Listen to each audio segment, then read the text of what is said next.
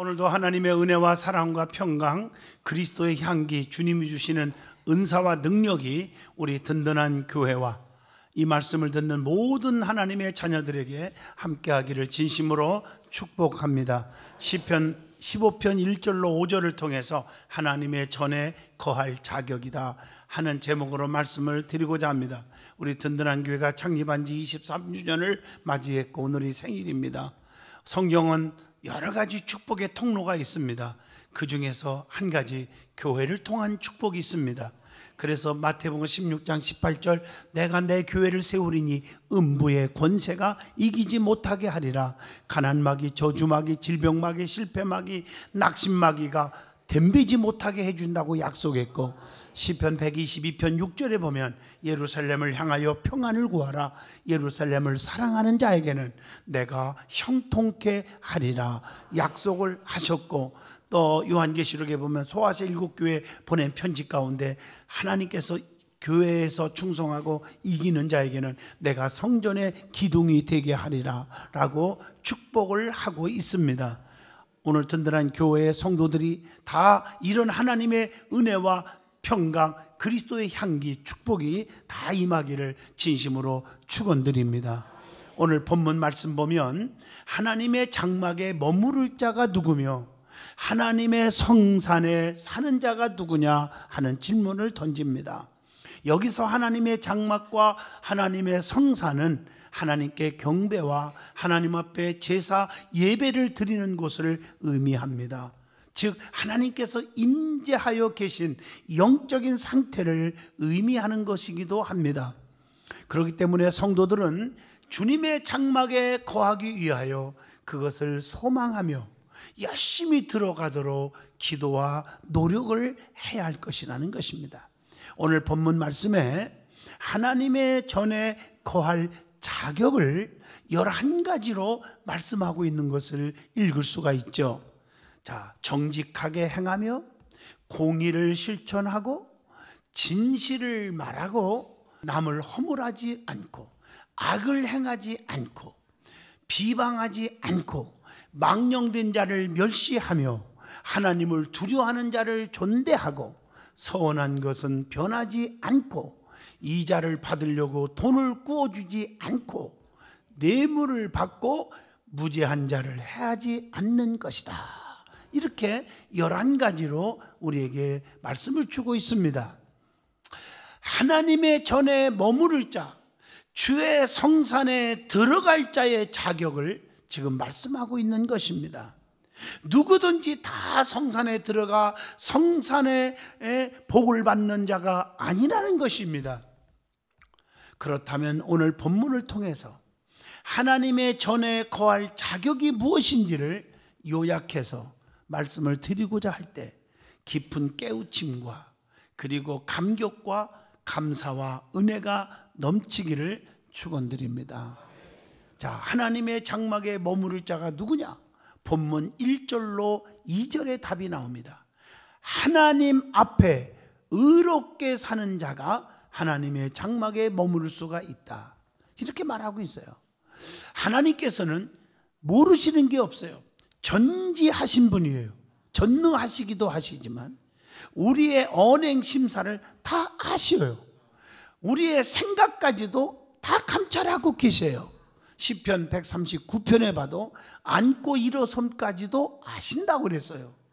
내가 하늘에 올라갈지라도 거기 계시고 음부에 내려갈지라도 거기 계셔서 다 아신다는 거죠. 그분을 속일 수가 없어요.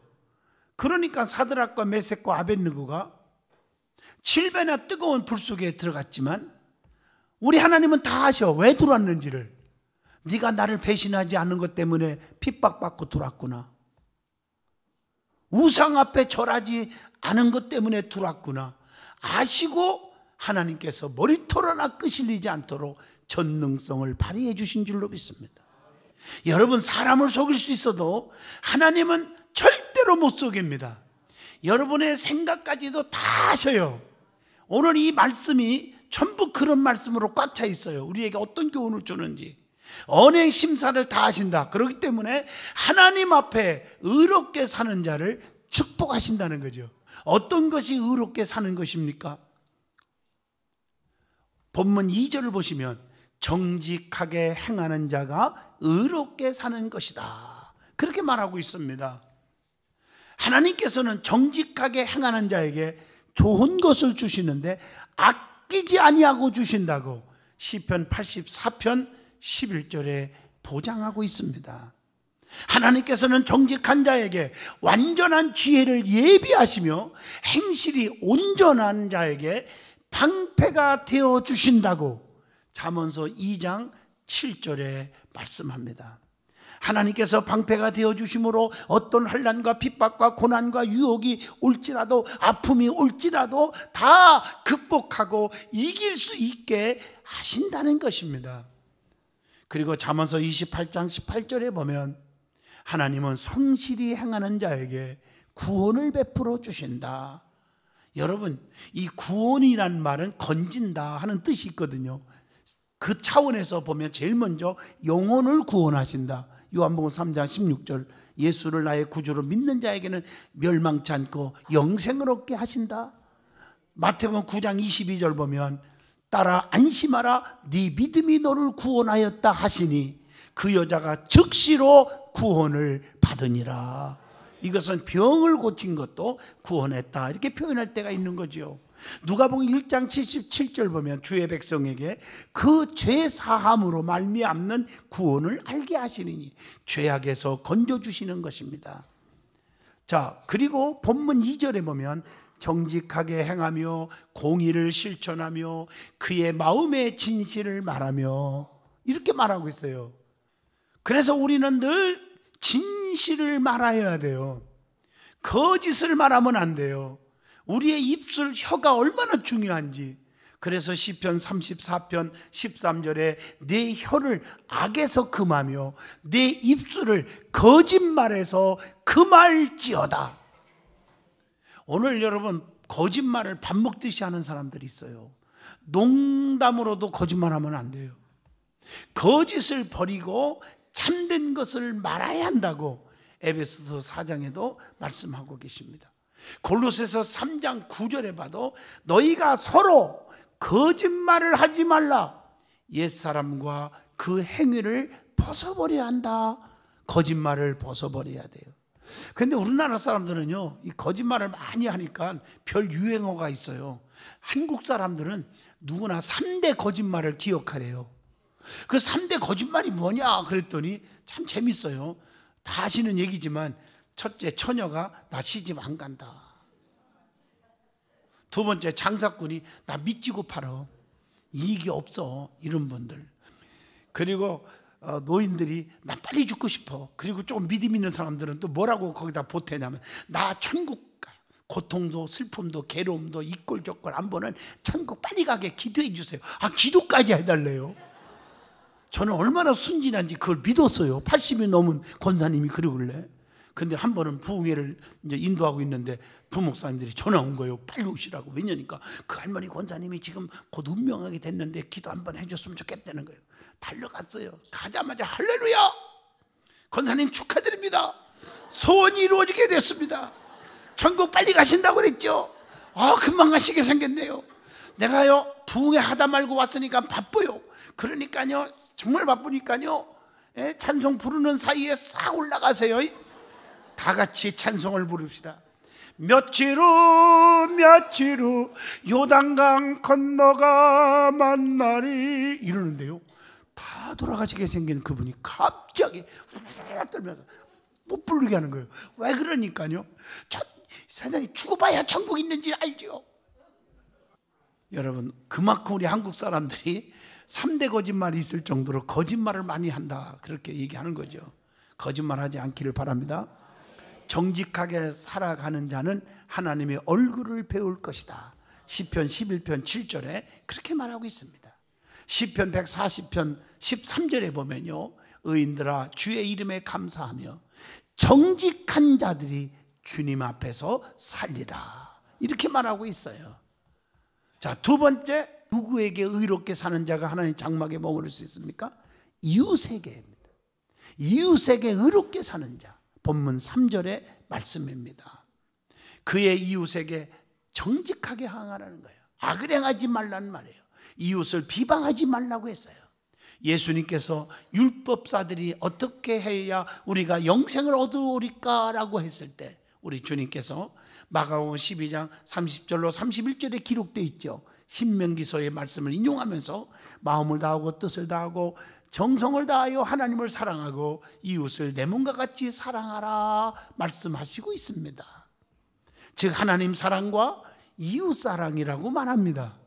그러므로 이웃 사람들에게도 의를 행하셔야 합니다. 그래서 본문 3절에 보면 혀로 이웃을 비방하지 않아야 한다. 교회는요 쑥더기가 있어요. 근데 오래 믿은 사람들도 쑥더기가 있다. 중직이라고 말하는 자들이 쑥덕이 있다. 주님이 기뻐하지 않아요. 먼 훗날에는 좋은 일이 없어요. 오늘 쑥덕이가 하나도 없기를 주 이름으로 부탁합니다. 입만 열리면 남을 칭찬하지 않고 비판하고 남의 허물만 들춰내려고 그러고 근본적으로 잘못되면 안 돼요. 그래서 레위기 19장 16절에 사람을 비방하지 말며 네 이웃의 피를 흘려 이익을 도모하지 말라 이렇게 말했어요. 나는 여호와니라 이렇게 말씀하고 계셔요. 비방하는 것은 하나님의 법을 판단하는 것이 되는 거라고 야고보서 4장 11절에 말합니다. 사람은 누구나 비판하고 누구나 손가락질할 자격이 없습니다. 왜냐? 로마서 3장 10절에 기록된 바 의인은 없나니 하나도 없으며 그랬어요. 그러니까 누구든지 남의 허물을 들춰내고 비판하고 쑥덕 그리는 사람은 주님이 제일 싫어하는 겁니다. 그거 오늘 이런 자가 없기를 바랍니다. 그리고 잠언서 14장 31절 보면 가난한 사람을 학대하는 자는 그를 지으신 이를 즉 하나님을 멸시하는 자요 그랬단 말이에요. 잠언서 14장 21절에 이웃을 업신여기는 자는 죄를 범하는 자요 그랬단 말이에요. 오늘 본문 3절에 보시면 벗과 이웃에게 더군다나 행악하지 말아야 한다. 이웃에게 해를 끼치며 자기 욕심을 채우는 자들이 되어서는 안 된다는 것입니다. 성경에 보면 하나님께서 싫어하는 재물들이 있어요. 돈이 많다고 그게 부유자고 그게 행복한 게 아니거든요. 하나님이 싫어하는 거. 자, 잠언서 10장 2절 보면 불의의 재물은 무익하여도 공의는 죽음에서 건지느니라. 불의한 재물을 싫어하신답니다. 불법을 행하고 잘못된 삶을 살면서 돈 버는 거 수천 수조억 원을 갖고 있어도 주님이 싫어하신답니다. 잠언서 13장 11절에 망령되이 얻은 재물은 추로 가고 손으로 노력해서 그 말이에요 모은 것은 늘어가느니라. 노력 없이 얻은 재물 주님 좋아하지 않습니다. 잠언서 21장 6절 속이는 말로 재물을 얻는 자를 싫어하신다고 했어요. 남을 속이면 안 돼요. 이사야 10장 2절 보면 토색한 재물 주님이 싫어해요. 그래서 성경에 보면 누가복음 19장 5절 보면 사케오가 아주 돈은 많은데 탐관오리예요. 남의 것 토색하고 남의 것 돈을 뺏고 남의 돈도 지 것처럼 그렇게 뺏어 썼어요. 아주 나쁘죠. 그런데 예수님에 대한 소문 듣고 예수님을 만났잖아요. 은혜를 받았잖아요. 그러고 나서 제일 먼저 변화된 게 뭡니까? 남의 것 토색한 재물 4배나 갚아주겠고 내 재산 반절을 잘라서 가난한 사람에게 주겠다 이렇게 말했습니다. 에스겔 7장 19절에 보면 죄악에 빠지게 하는 재물도 하나님 싫어한답니다. 여러분 이걸 잘 기억하셔야 돼요. 하나님이 싫어하는 것은 다 버릴 수 있기를 바랍니다. 그거 원하지 않아요. 다니엘서 11장 24절 보면 노략하고 탈취한 재물도 주님이 싫어하신다. 자, 그 다음에 이웃에 대해서 우리가 의롭게 살으라겠죠 지금. 그래서 사람의 마음을 상하게 하면 안 되죠. 나 때문에 상처를 줘서는 안 되잖아요. 사람의 마음을 상하게 하는 것이 무엇인지 아십니까? 시편 42편 3절로 4절에 원수들의 조롱하는 것은 사람의 마음을 상하게 한다. 시편 69편 20절에 보면 비방이 수근수근 하는 것이 사람의 마음을 상하게 한다. 시편 143편 3절로 4절에 보면 원수들의 핍박은 사람의 마음을 상하게 한다. 잠언서 15장 4절 보면 패역한 말은 사람의 마음을 상하게 한다. 그러니까 입 조심해야죠. 우리 믿음의 사람들은 입을 조심하면 저주는 떠나고 축복이 올 줄로 믿습니다. 자, 하나님의 장막에 머물 자가 누구냐? 첫째가 하나님께 의롭게 사는 자, 이웃에게 의롭게 사는 자 두 번째. 세 번째가 뭐냐? 4절 5절에 답이 나옵니다. 자기 자신에게 의롭게 사는 자가 하나님의 장막에 머물 수가 있다는 것입니다. 성도는 자기 자신을 날마다 돌아보고 하나님과의 관계를 회복하셔야 합니다. 자기 자신이 영적으로 깨어있고 내가 변화받아야 되는 거예요. 내가가 중요한 거예요. 여러분 비행기 탈 때마다 느끼는 거 있죠. 안전수칙 의무적으로 가르치잖아요. 예? 안전벨트를 매세요. 풀을 때는 뚜껑을 열어서 풀으세요. 두 번째가 뭐예요? 비행기가 잘못해서 바다에 가라앉게 되면 구명조끼 입는 법 가르쳐 주잖아요. 구명조끼 입고요. 내릴 때 그때 안 펴지면 풀으세요. 다 들었잖아요. 그럼 세 번째 산소가 약해지면 위에서 산소 마스크가 딱 내려오는데 어떻게 쓰라겠습니까? 옆에 노약자나 자녀들이나 어린아이가 있어도 자기부터 쓰고 그리고 노약자를 도우라고 그랬죠. 왜 그랬을까? 내가 죽어버리면 남을 도울 수가 없는 거예요. 내가 살아야 남을 도울 수가 있는 거예요. 여러분들의 영혼이 잘 되고, 그래야 범사도 잘 되고 강건의 축복의 길이 열리는 거예요. 내가 믿음으로 바로 쓰고 내가 하나님의 은총을 받고 성령 충만할 때 내 가족들을 구원할 수가 있습니다. 이걸 아셔야죠. 내가 바로 쓸 때 교회의 모든 보는 자들이 변화를 받는 것입니다. 그러므로 성도는 하나님 앞에서 자기 자신을 날마다 돌아보는 것이 너무 중요하다는 것입니다. 그래서 성경은 말씀을 주고 있습니다. 본문 4절에 그의 눈은 망령된 자를 멸시하며, 망령된 자들과 함께하지 말고. 그래서 욥기서 32장 21절에 보니까 사람에게 아첨하지 말라고 그랬고, 이사야 32장 5절에 보면 어리석은 자를 존귀하다 부르지 말아야 한다고 했고, 본문 4절에 보면 하나님을 두려워하는 자를 존대해야 한다. 시편 60편 3절에, 왜냐하면 성도는 존귀한 자들이기 때문입니다. 그래서 마태복음 12장 49절로 50절에 하나님 뜻대로 사는 자가 주님의 형제요 제자라고 말하고 있습니다. 그래서 우리는 하나님 뜻대로 사는 자는 하나님과 가까이, 찬송 가운데 제가 좋아하는 가운데 하나가 내 주를 가까이 이렇게 말했지 멀리 없어요. 하나님과 가까워져야 돼요. 그러면 하나님과 가까워지면 멀어지는 것이 반면에 생긴대요. 그거 감수해야 돼요. 뭐가 멀어진가? 잠언서 5장 3절 음행의 길, 잠언서 22장 5절 악인의 올무, 이사야 54장 14절에 보면 세상에 대한 두려움과 공포와 또 우상숭배, 요한일서 5장 21절. 그래서 자꾸 돈을 더 좋아하게 만들고 세상의 권세와 명예에 치우치게 하고 이렇게 되는 거예요. 또 디도서 3장 10절 이단의 가르침 멀리 하셔야 될 줄로 믿습니다. 그래서 우리 믿음의 사람들은 늘 하나님만 사랑하기로 약속했고, 내가 하나님 앞에 몸도 마음도 물질도 드리겠다고 약속한 게 있잖아요. 그래서 오늘 본문 4절에 뭐라 했는지, 그의 마음에 서운한 것은 해로울지라도 변하지 아니하며, 그래서 전도서 5장 4절에 보면, 자, 성경에 보면 네가 하나님께 서원하였거든 갚기를 미루지 말고 어떻게 해라? 더디하지 말라. 주님 앞에 약속한 것은 먼저 실천하고 드려지는 그런 믿음이 진짜 믿음이라는 것입니다.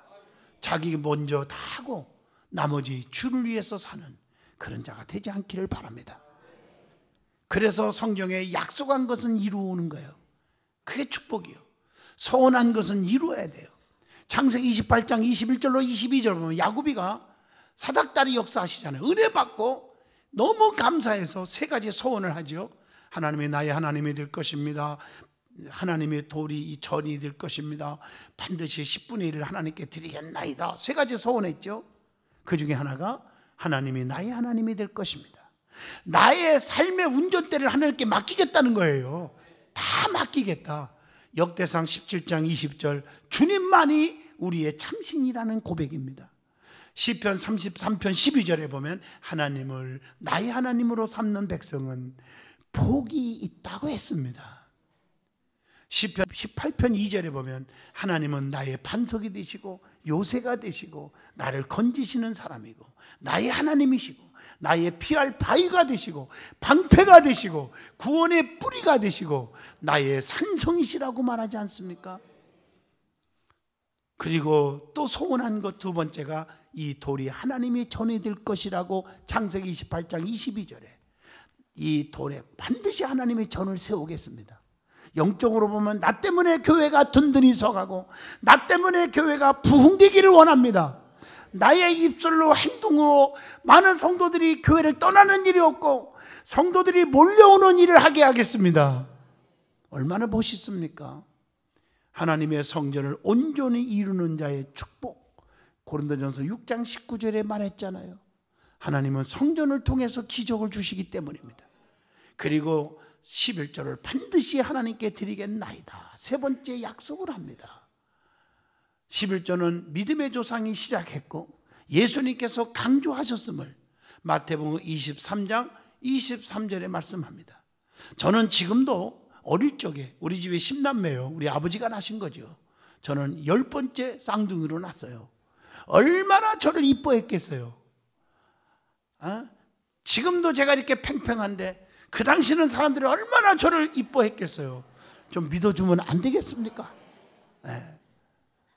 그래서 우리 애삼촌이요, 우리 집에 오시면요 저만 찾아요. 그 당시에 100원이면 큰 거예요. 꼭 저만 용돈을 100원짜리 주면요 우리 아버지가 벌써 애삼촌이 나를 이뻐하는 거 알고 용돈 주겠구나 알아요. 그렇기 때문에 그 얘기하기 전에 아빠 그러면 왜 어릴 때 얘기하는 거예요. 11조 드렸어요. 알았다. 그래야지. 어릴 때부터 지금까지 한 번도 떼어먹은 적 없습니다. 진짜입니다. 철저하게 드렸습니다. 저는. 그래서 여러분들에게 복을 받은 사업이 잘 되고 세계적인 기업을 이루고 싶거든요. 기업에 11조 하십시오. 여러분들이 진짜 뭐든지 뭘 사고 할 때 손해 안 보고 이익 보고 싶으면 이익에 11조 아파트를 팔든 뭐하든 꼭 하십시오. 세 번째, 여러분이 날마다 들어오는 수입이 늘어나기를 원합니까? 수입에 11조 철저하게 하십시오. 이렇게 제가 가르쳐 드리는 것입니다. 왜냐하면 하나님께서는 말라기 3장 10절에 온전한 11조 생활하는 자에게 하늘문을 열고 복을 쌓을 것이 없도록 붙는 축복을 약속하고 있잖아요. 오늘 이 말씀을 가슴에 새겨주시기를 바랍니다. 이것이 하나님의 원칙이십니다. 그리고 우리는 자신에 대해서 우리가 어떻게 의롭게 살아야 하느냐. 출애굽기 22장 25절 가난한 자에게 이자를 받지 말아라. 그래서 저희 교회 내 목회 철학이 돈 꾸지 말고 꼬달라 하지 말고 보증 서달라 하지 말고 갯놀이 하지 말고 돈 거래하지 말라는 거예요. 없으면 금식기도 하면 돼요. 그렇게 살아가야 하나님이 책임져 주십니다. 돈 잃고 사람 잃고 믿음 잃고 이거 웬일입니까? 전능하신 부자의 아버지를 의지하고 무릎 꿇으면 훨씬 빠르게 올 것입니다. 그래서 너희는 내게 나와 사람 앞에 손 벌리지 말고 에레미야 33장 3절 내게 나와 부르짖어라 그리하면 내게 응답하겠고 내가 알지 못하는 크고도 비밀한 일을 다 내게 보이리라. 힘드십니까? 밤마다 엎드려 철회하십시오. 반드시 기적이 일어납니다. 그리고 우리 믿는 사람들은 에스겔 18장 17절에 이자놀이 하지 말고 가난한 자를 압제하지 말아라. 그리고 뇌물을 받고 무죄한 자를 해하지 말아라. 본문 5절에 이렇게 말하고 있습니다. 뇌물은 밝은 자의 눈을 어둡게 만든다고 출애굽기 23장 8절에 말씀했습니다. 뇌물은 지혜자의 눈을 어둡게 한다고 신명기 16장 19절에도 말하고 있습니다. 가룟 유다 보세요. 돈의 눈이 어두워서 은 30걸 가지고 예수를 팔아넘겼던 마태복음 26장 15절. 이런 배신이 어디 있습니까? 비극으로 끝나잖아요. 뇌물을 좋아하지 마세요. 물질의 욕심을 너무 부리지 마세요. 하나님과 이웃을 배신하게 되는 것이 되어버립니다. 결론입니다. 하나님의 장막에 머무를 자가 복이 있다. 그런 자 하나님이 책임져 주신다고 했으니 하나님의 장막에 머무르는 자가 되시고 하나님의 전을 사모하는 자가 되시고 하나님의 전에서 진실한 성도들이 되시기를 축복합니다. 기도합니다.